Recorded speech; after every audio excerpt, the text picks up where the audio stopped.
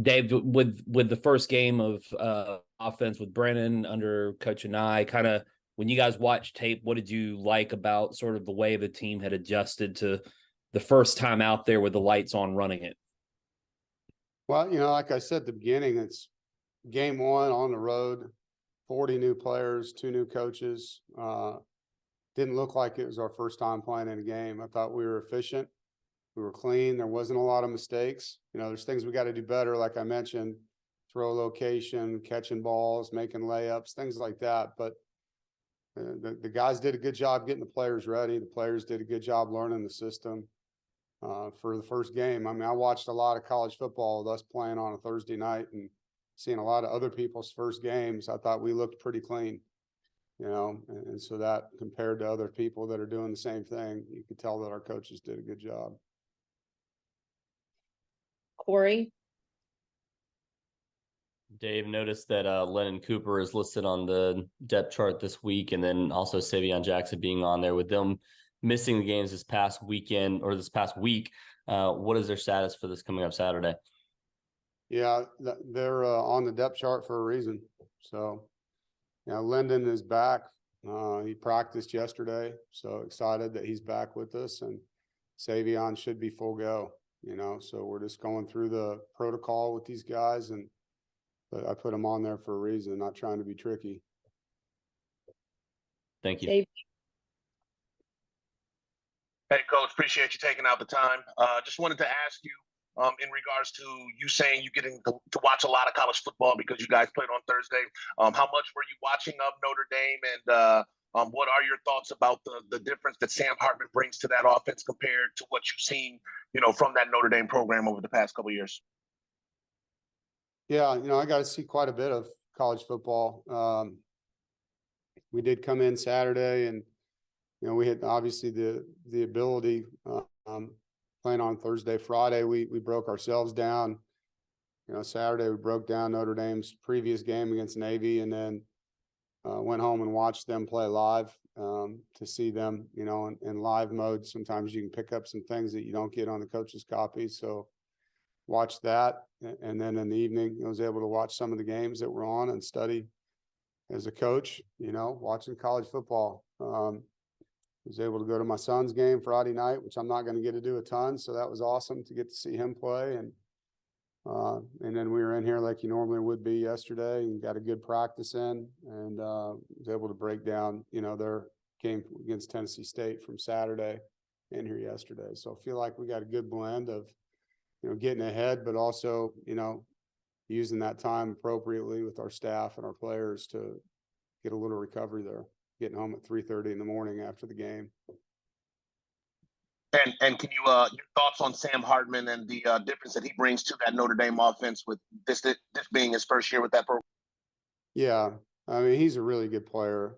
He's been a really good player for a long time. He's a winner, champion in high school, and we all know what he did at Wake. And so you can see his confidence and how he manages their offense, and gets the ball to the right people, makes plays with his feet when he needs to, and he's got a nice cast around him, so they're definitely able to help him in other ways, with their run game and big tight ends and things that they do. So a great addition to their offense, and obviously they're playing well with him. All right, thank you, Coach. Good luck Saturday. Thank you.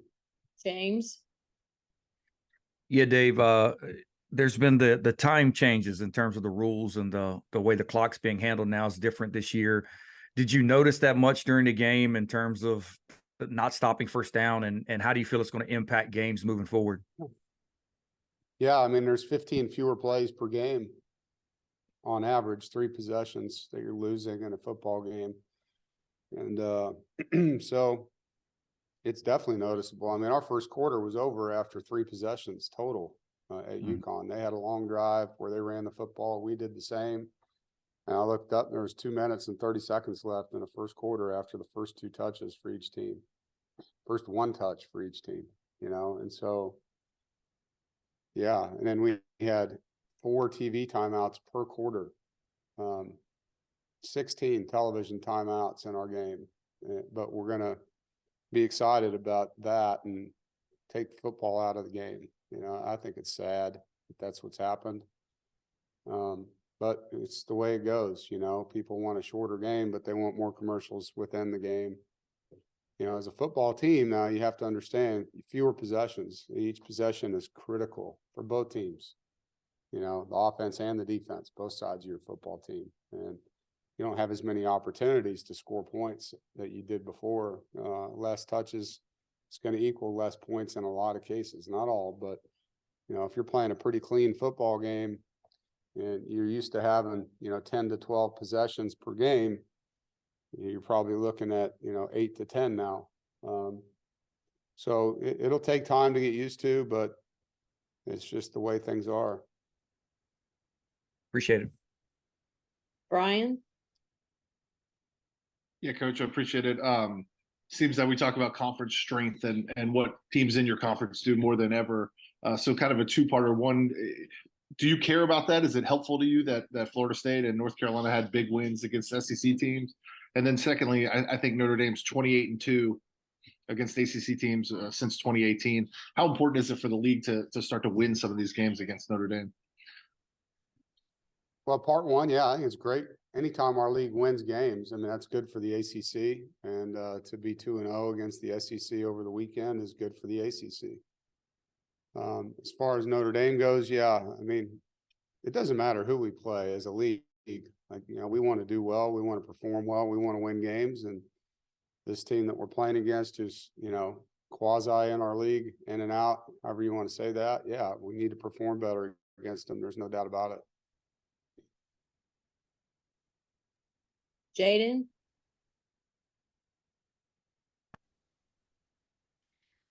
Going back to Sam Hartman, obviously y'all played against him before when he was at Wake. Even though he's in a new system, do you feel like it's an advantage to see a quarterback you're familiar with?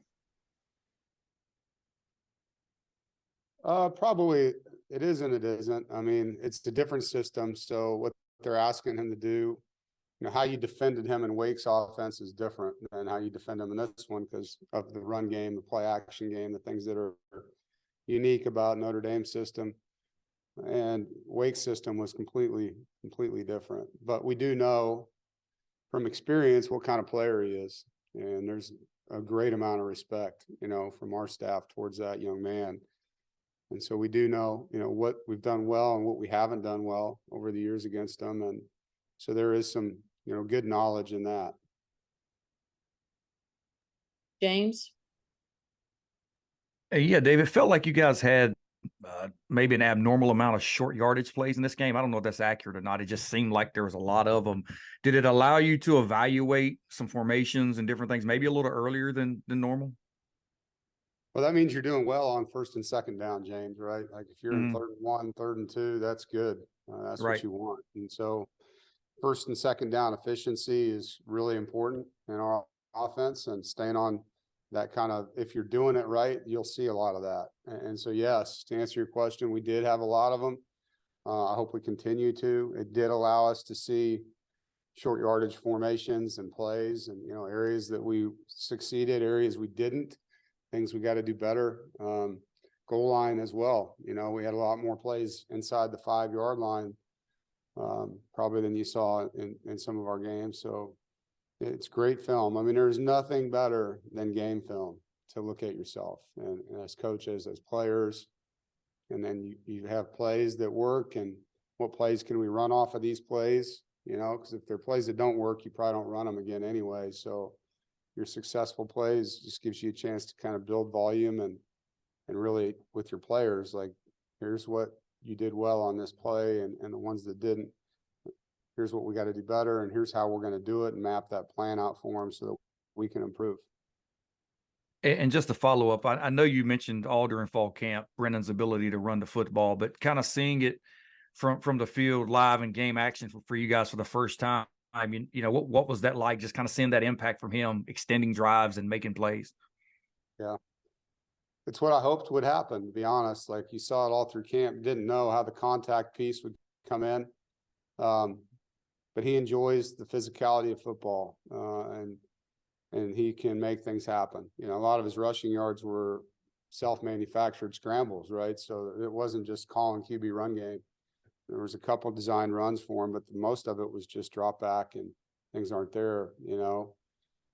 So he adds an element to the game that allows you to call plays, and sometimes he just makes it a better play, you know, and he's just got to continue to be smart with the football and protect the football and manage, you know, that part of the game. I thought he did a great job of that in this one because he's not afraid to take contact, you know, and so he's got to do a really good job being smart about it. Appreciate it. Kate? Coach, on Thursday, obviously Peyton Wilson didn't miss a beat with the 10 tackles interception. Kind of a two-parter. Number one, how proud are you of him to come out and have such a dominant game to set the tone of the season? And within that, how much do you land or lean on his leadership coming into such a big-time matchup for Saturday versus Notre Dame? Yeah, first of all, he did play really well. It was fun to see him playing ball like that. He's all over the field, getting off blocks. Tackled well in the box and in space, and got his hand on a couple balls in pass coverage, had a great interception, and brought tremendous leadership on our punt team. He did a great job as our personal protector. And so Peyton's presence is very felt there. Second part is, yeah, his presence is really felt off the field too. He's commanding this football team in ways that he never has vocally. And so I'm very proud of him for that. And it's fun to see that growth in him. I think, you know, when he decided to come back, one of the things he wanted to become was a better leader, and he's doing that. And so we're going to need that. You know, this is going to be a game of ups and downs. There's going to be momentum that swings back and forth throughout the game. Your leaders have to really show up in games like this because it's going to take that. You know, you're going to have moments where you need that, where he can calm things down and get guys going and then be a spark. So we're excited. I know he's excited for this game. Not that he's not for all of them, because, you know, he understands the value of playing because he's had the game taken from him enough.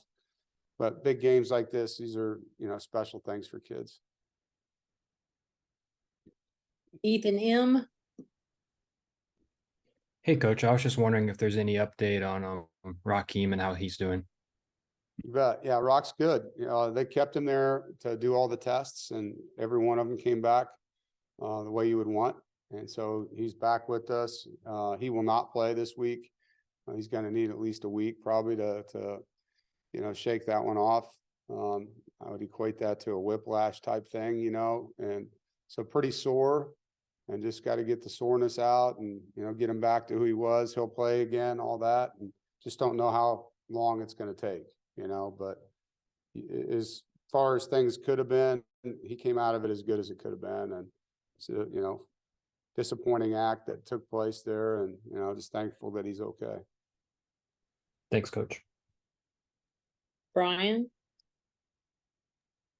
Yeah, Coach, I wondered if you had any thoughts on the additions of Stanford and Cal and SMU, and I wonder if Chancellor Woodson or Boop Morgan talked to you about it before they made their decision. I mean, we all know why the decisions were made, and so it really doesn't matter how I feel about it. From a college football standpoint, that's what everyone is doing, right? They're adding teams that are coast to coast and making their leagues bigger, and I can understand the rationale behind it with what just happened in the Pac-12. A couple teams left and the league fell apart, and so they're, you know, adding stability to the league by getting bigger. And you know, financially, I don't really know because I haven't been told all the ins and outs detail wise. I'm sure that'll come out to public at some point on all the things that come with this deal. To be honest, I've had my head down trying to get our football team ready, and that stuff really doesn't mean a lot to me. You know, for us, we're going to go play one game maybe every other year out there, maybe. And so it'd be fun to go show the guys the Golden Gate Bridge, I guess, you know, and see Cali a little bit. And they're the teams that have the struggle, like having to travel all the time. You know, for us, it's a one-off going out there. JB? Hey, Dave, I wanted to get one more question in with you. Going back to Brennan Armstrong and you speaking about how he enjoys the physical contact, you know, even if he's just scrambling out of the pocket and, you know, going downfield and getting those rushing yards. Is that going to be a catch-22 type of situation for you? You know what I mean? Knowing that you can use him as a weapon on with his running ability, but at the same time, you kind of have to protect him because he's arguably your best player on offense and the one who will give you the most production. So how will you attack that, moving forward this season? Yeah, you're right. I think it's some of it's out of my control. When a guy takes off scrambling, I mean, he's scrambling. And so that's part of who he is, man. And you got to let the kid be who he is as a player. When it comes to the designed runs, that's where we got to be smart. We got to know what kind of position we're putting them in on those plays and try to get him enough blocking in front of him and different things like that. It's not a deal where we want him in a designed run game all the time, taking those hits. When you drop back and throw and there's not as many parts because people are playing coverage, it's a little different, when a guy and he can dive and get away from the contact. He has to do a good job in those scenarios of not putting himself at risk. I know if it's a short yardage thing where he needs 1 yard to get it, or it's a goal line thing where he's straining to score, he's going to play with contact. That's just how he is. When it's not, then he's got to play for the next down, and be smart about it. And you saw that in the game. He did a good job of sliding and keeping himself out of contact when he could. But you're right. It's anytime you have a guy that runs like that, it's tough. It's tough for the defense. It's also tough for you as a quarterback and as a coach, because, we want him to be able to play every game and stay healthy. And so he understands. He's been doing this a long time. When you talk to him about it, he understands when and when not to, barrel down versus, get himself down. Corey? Dave, you mentioned how strong this offensive line is for Notre Dame and potentially getting a guy like Savion Jackson back for this game. How big would it be to have that defensive line at full strength heading into this matchup? Yeah, we're going to need them. Their O-line's really good. I mean, they're talented and big, and they're well coached. And so it's one of those games in the box, where it's going to be a game of will in there, imposing will and leverage, strength, fundamentals, inside hands, pad level. It's going to be awesome, in the box. It's definitely going to be a game where we got to strain, and having a guy like Savion helps because he is really, really good player, and he adds to what we have in that box. So hopefully we will have him. That's the plan, and looking forward to seeing him back out there. Thank you. You're welcome. James? Dave, when you watched the game back, you didn't have a lot of explosive vertical plays in this game. Was that dictated by their coverage? What did you see watching the tape back? Yeah, I think, a couple things. We had some shots called and they were covered. Mm-hmm. And so good job by them. I think there was a couple times we did throw the ball down the field and didn't connect in the game. We had one called that was wide open and Brennan took off running on that play. So that would have been a vertical shot we would have hit. So it just didn't work out that way. I know, you guys have watched Robert's offenses enough to know that he does like to push the ball down the field, and it just didn't happen. Their corners and their safeties did a nice job of playing with depth on some things and having help when they needed it. But yeah, most of our explosiveness, and we didn't have a ton either today. I think the defenses both tackled somewhat well for a first game, was underneath stuff. That's where you saw first guy miss, second guy miss, third guy miss in some cases. Mm-hmm. But yeah, we do need to be able to push the ball down the field a little bit more.